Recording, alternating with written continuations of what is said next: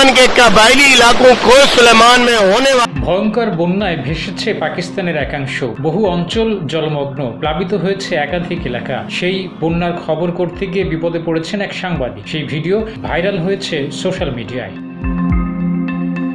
ভিডিওতে দেখা গেছে পাকিস্তানের রাওয়ালপিন্ডির চাহান বাঁধের কাছে বন্যার পানিতে দাঁড়িয়ে রিপোর্টিং করছেন প্রতিবেদক। ওই ঘটনার পর মিডিয়ার নিরাপত্তা এবং দায়িত্ব নিয়ে বিতর্কের জন্ম হয়েছে। পূর্ব পাকিস্তানে প্রবল বৃষ্টিপাতের ফলে 170 জনের বেশি মানুষ প্রাণ হারিয়েছেন, যার মধ্যে প্রায় অর্ধেকই শিশু। জাতীয় দুর্যোগ ব্যবস্থাপনা কর্তৃপক্ষের মতে পাঞ্জাব প্রদেশে বৃষ্টিপাতের ফলে ঘরবাড়ি এবং রাস্তাঘাট ডুবে গেছে। ভাইরাল হওয়া ওই ক্লিপে দেখা যায় লাইভ সম্প্রচার দিতে গিয়েই স্রোতের টানে ভেসে যাওয়ার আগে ওই সাংবাদিক মাইক্রোফোন ধরে রিপোর্ট করছিলেন। RICL TMX, যুগের পর যুগ স্থাপনা থাকে মজবুত।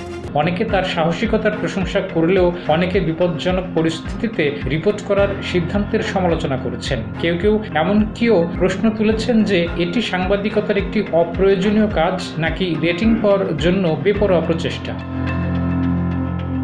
পাকিস্তানের আবহাওয়া দপ্তর জানিয়েছে 26 জুন থেকে রাওয়ালপিন্ডি এবং রাজধানী ইসলামাবাদে ভারী বৃষ্টিপাত অব্যাহত রয়েছে। বৃহস্পতিবারও বেশ কয়েকটি এলাকায় 100 মিলিমিটারের বেশি বৃষ্টিপাত রেকর্ড করা হয়। কর্তৃপক্ষ জানিয়েছে পাঞ্জাব প্রদেশের বেশ কয়েকটি জেলায় জরুরি অবস্থা ঘোষণা করা হয়েছে। রাওয়ালপিন্ডিতে সেনাবাহিনী মোতায়েন করা হয়েছে এবং ক্ষতিগ্রস্ত এলাকায় উদ্ধার এবং ত্রাণ তৎপরতা শুরু হয়েছে। ডেস্ক রিপোর্ট, জয় হিন্দ।